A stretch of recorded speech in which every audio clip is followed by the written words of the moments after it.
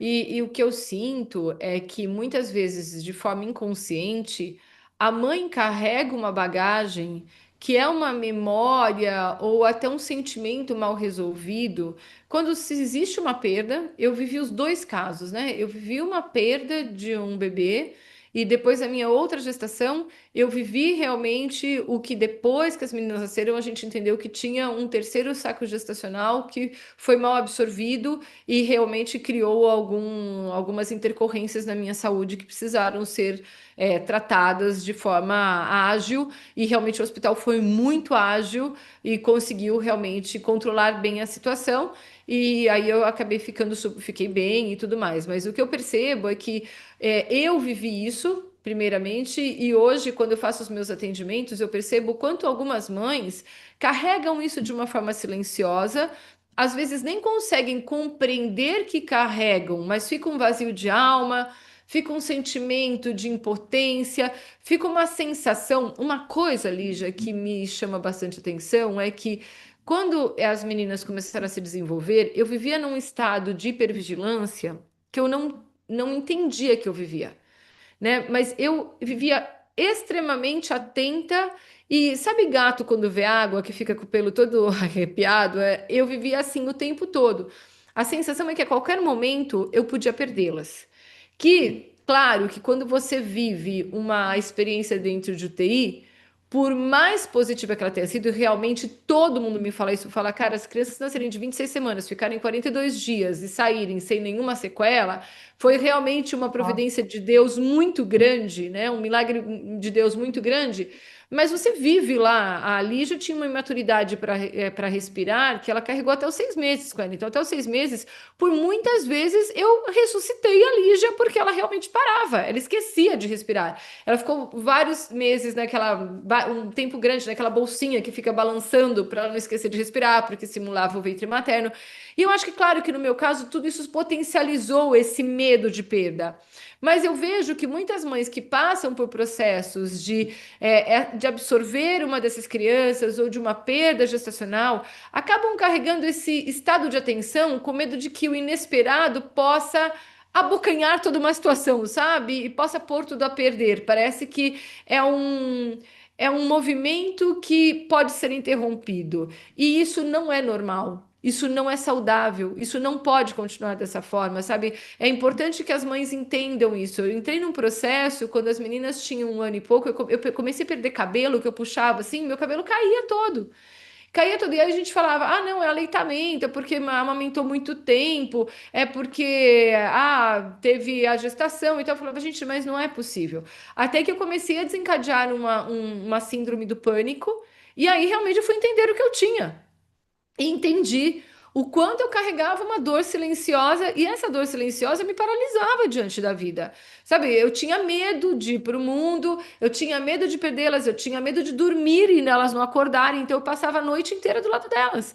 Imagine você virar 1 ano e meio sentada, deitada no chão do lado de dois berços, com medo que alguma coisa acontecesse e achando que assim você ia dominar toda a situação, né? Aí eu entendi que era uma situação insustentável. Claro que o meu caso foi um caso realmente que chegou num ponto bastante desafiador, mas sinto que ninguém precisa chegar nisso. Muito antes disso, é viver um processo de compreensão sobre os propósitos que nós vivemos, os aprendizados, e tomar esse movimento como força para irmos e darmos continuidade com amorosidade, com leveza e até mesmo sem um autossacrifício, uma autossabotagem, um ressentimento sobre nós mesmos, né? É fazer as pazes com toda essa história. E se não houver a possibilidade de fazer sem ajuda, buscar ajuda, né, Lígia? Porque muitas vezes a médica está preparada para isso, você está preparada, você hoje sabe como lidar com isso. Mas é muito estranho porque às vezes a gente tem medo de ser incompreendida, né? De Sim. achar que é frescura, que é besteira. Então, acho muito importante nós trazermos essa abordagem aqui para que cada mulher entenda que tudo que ela sente é muito pertinente e precisa ser cuidado com muito respeito, com um olhar muito delicado, muito amoroso, né, Lígia? É um momento muito delicado, né? Onde está em jogo muitas coisas. Muitas coisas estão em jogo nesse momento. É um sonho que está em jogo, é, é uma espera que está em jogo, uma esperança, né, que está em jogo, é uma expectativa e tem muito hormônio circulando pela Sim. mulher. Então a gente fica em um estado mais sensível ainda, né? Enquanto você foi falando aí sobre essa questão de como lidar com uma perda, como lidar com uma situação dessas, eu me lembrei de uma coisa que eu faço no dia a dia e que talvez tenha é, eu acho que talvez tenha impacto na vida das mulheres que passam ali, que eu gosto de conversar, antes da gente fazer um ultrassom, eu gosto sempre de conversar e perguntar algumas coisas sobre passado gestacional, sobre como está o andamento da gestação, o estado de saúde da paciente. É a primeira vez que você engravida? Muitas vezes elas falam é. Eu falo, você já teve alguma perda? Ah, eu já tive. Então é a segunda vez que você engravida. Então, eu acho que só o fato de trazer essa informação e colocar para a paciente a consciência de que é o segundo bebê, né? O primeiro é importante que o primeiro seja acolhido. Eu sempre que eu consigo, eu vamos chegar em casa ou vamos fazer uma oração, uma prece para você acolher esse bebê e receber esse bebê e dar espaço para o segundo chegar bem e chegar com saudável, enfim, e tudo mais. Eu acho que isso é muito importante, a começar por aí, sabe? Porque é o que você falou, quando tem uma perda e uma segunda gestação após essa perda, é muita ansiedade, é muita expectativa. E olha, a grande maioria, o que eu fiz para que isso acontecesse? É uma Nossa, culpa que a quantas gente vezes? carrega, né? É uma culpa que as mulheres carregam, o que eu fiz, né? A gente acha que é a gente que causou, a gente que provocou. Então, é realmente um período muito delicado, é realmente um período muito sensível, que a gente pode trazer um pouquinho de acolhimento, a gente pode trazer um pouquinho de carinho e consciência, né? É, tem alguém ali maior que nós, que cuida de tudo e que nos dá suporte, né? Nos, nos deixa fluir pelo fluxo da vida. E é muito interessante, né? Porque eu acho que ele cuida tanto, né? Que primeiro que a gente assiste milagres, como eu realmente pude assistir no caso das minhas filhas, uma delas, inclusive, ela chegou a ser desenganada e foi batizada dentro da UTI. E logo depois que ela foi batizada, eu fui levar o padre até a porta do hospital. E quando eu voltei, tinha um grupo de médicos ao redor dela. Eu falei, cara, acabou, né? E eles assim, meu, a gente tá assustado. Ela tava com uma oxigenação de 58, 60%, ela já tava toda escura. E de repente o padre saiu daqui, ela tá com uma oxigenação de 92%. A gente não mexeu nela, a gente não tocou nela, nada aconteceu. E no primeiro dia, quando aquele médico tinha me visto chorar e foi conversar comigo, eu disse para ele assim: olha, eu acredito muito em Deus. E realmente eu tenho certeza que ele vai fazer o melhor, ele vai fazer a obra dele aqui, né? E aí levei minhas medalhinhas, coloquei minha medalhinha em cada isolete e tudo mais. E nesse dia ele falou assim: olha, eu realmente quero conhecer o Deus que você conhece, porque é Olha, incrível o que aconteceu aqui, né? E isso eu conto para as minhas filhas muitas vezes mesmo, porque isso mudou a minha forma de me relacionar com Deus, com a vida e tudo mais. E uma delas hoje que faz medicina. Daí eu estava te contando que nesse período ela está ficando na UTI neonatal, né? E está cuidando de gêmeas, e uma das gêmeas é responsabilidade dela, né? E muito interessante porque nasceram com o mesmo período de semanas gestacionais que ela nasceu, e ela me reporta como a bebê está todos os dias, ganhou peso, não ganhou peso, né? Eu sei bem o que é isso, porque cada 1 grama na UTI, é nossa, é uma uma vitória. vitória, né? E o quanto a gente ora por essa bebê, porque a gente entende o que essa mãe está passando, mas é interessante como Deus conecta, né? Conecta alguém É, que viveu isso e que tem uma certeza de que existe algo maior e que está agora podendo participar de processos semelhantes. E o mais interessante disso, Lígia, é que tem algumas coisas que são muito curiosas, né? O prematuro, ele só pode usar meia touquinha e luvinha, né? Então, eu comprei um monte de meinha, touquinha, luvinha, e eu fazia questão de trocar as meinhas delas todos os dias. E quando eu trocava, eu conversava, eu fazia carinho no pezinho, porque eu não podia pegar, né? Eu fui fazer bebê canguru a primeira vez, elas tinham 16 dias já. Então eu pegava, passava a mão assim na partezinha de baixo do pezinho e falava: Olha, um dia você vai estar no meu colo, agora é o que eu posso te entregar e tudo, e trocava a minha todos os dias, né? Quando chegou anteontem, me emociona só de ir.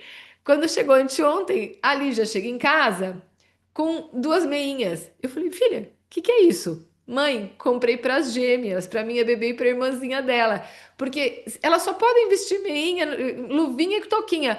Então eu quero levar para que elas sempre carreguem com elas uma lembrança minha. Eu falei, cara, não é possível. Olha ah, como as coisas, né? Isso era uma coisa tão importante para mim lá atrás, e sem ela saber, eu nunca tinha contado para ela isso. Elas veem as fotos que elas estavam de meinha, mas nunca, né, acho que passou pela cabeça delas o quanto isso tinha um significado para mim. E ela foi repetir aquilo que dentro dela, de alguma forma, ela guardou que era uma coisa positiva, né? sim, Então, a sim, importância desses pequenos detalhes também, né, Lígia, que podem parecer muito sutis, mas a mãe que passa por esse processo também encontra esses caminhos de conexão e o quanto eles são importantes, né? O quanto sim, estimular esses pequenos momentos de contato, de, sabe assim, de toque, de ganho de proximidade, porque é isso que vai gerar registros muito positivos também para o resto da vida. Foi o que eu falei. sim. Existem todas as memórias e essas memórias elas atuam das duas formas, né?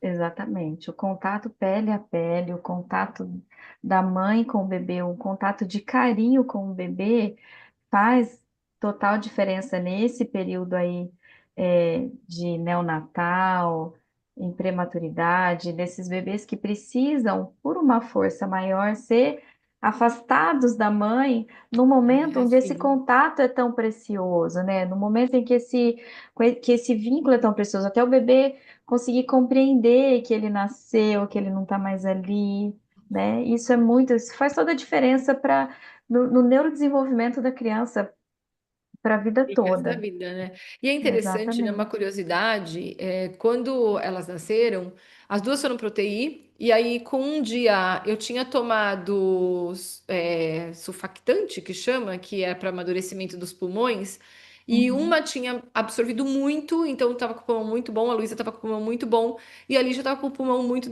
assim, realmente fragilizado, sensibilizado, né? Então, primeiro dia as duas foram para UTI, e a Luísa respirou muito bem, não entubou. E aí jogaram ela para semi-UTI. Então tinham três salas ligadas por vidro e a Lígia ficou na UTI entubada e a Luísa na semi sem o tubo.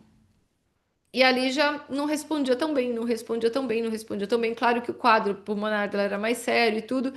E aí chegou um dia que o médico foi conversar comigo e ele falou assim: Eu vou te pedir uma autorização. Eu quero dar um passo é, acreditando na minha experiência e não no que o protocolo do hospital me pede para fazer. Eu sinto que a gente precisa aproximar as duas. Todas as vezes, a minha experiência mostra que todas as vezes que eu aproximo os gemelares, os dois se desenvolvem melhor.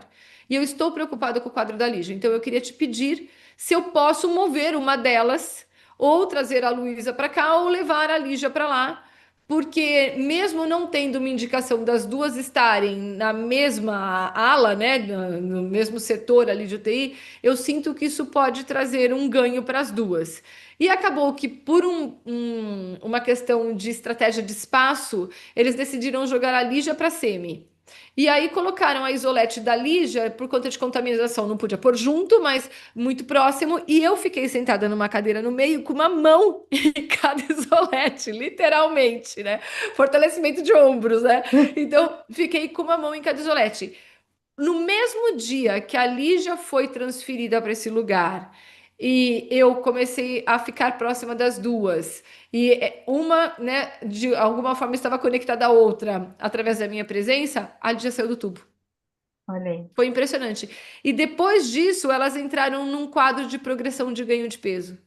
Então, olha, assim, eu entendo que cientificamente não deve existir nada comprovado, mas o quanto a presença, né, essa sensação de pertencimento, de acolhimento, de não estar num vazio, muitas vezes parece fazer diferença. Claro que eu sei que cientificamente a gente não pode dizer faz diferença, mas parece fazer diferença, né, Lígia? Sim, e você, enquanto você estava falando, né, ou trazer a Luísa para perto da Lígia, ou levar a Lígia para perto da Luísa, eu fiquei pensando também no ambiente, né? Eu vou Sim, trazer a Luísa para um ambiente onde é mais, ou eu vou levar a Lígia para um ambiente que pode ser evolução para ela, né? Porque a gente tem que sempre almejar o melhor.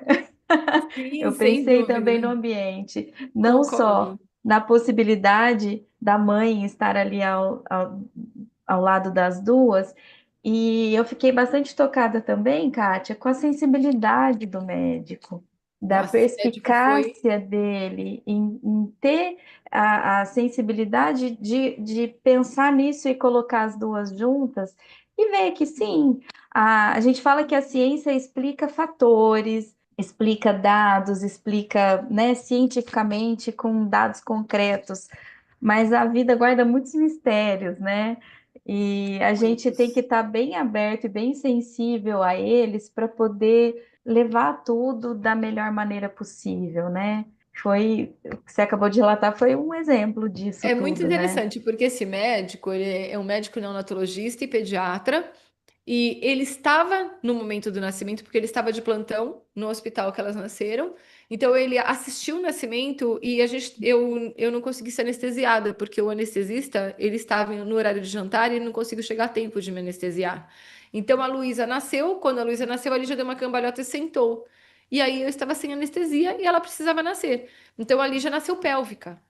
E aí, no nascimento, ele foi fundamental porque foi ele quem empurrou a Lígia da minha barriga e literalmente dando meio que uns burros na minha barriga, foi fazendo com que a Lígia descesse e a Lígia nasceu. Então, ele assistiu desde o momento em que eu cheguei no hospital até os 42 dias de UTI delas. Olha E isso. depois acompanhou elas até 12 anos de idade, mais ou menos quando elas foram para uma pediatra do esporte, porque daí elas já estavam competindo, nadando, e elas foram para um tratamento mais específico para quem era atleta nessa idade, por conta do desenvolvimento e tudo isso. Mas ele foi fundamental em cada momento. Deus colocou esse homem realmente na nossa vida, porque em cada momento ele tinha sabe assim, uma postura madura e sábia para nos conduzir. Se eu falar que um dia houve algo que, sabe assim, não, ele foi realmente fora da curva. Para como, e eu acho que é legal a gente olhar para isso, eu falo isso para a Lígia todos os dias, como um médico pode transformar a vida de uma família, né? Pode, Impressionante como um médico com transforma a certeza. relação e até assim a paz que uma mãe pode carregar no coração, né? Um bem-estar e toda uma bagagem de, né, de lidar e de se relacionar com tudo isso.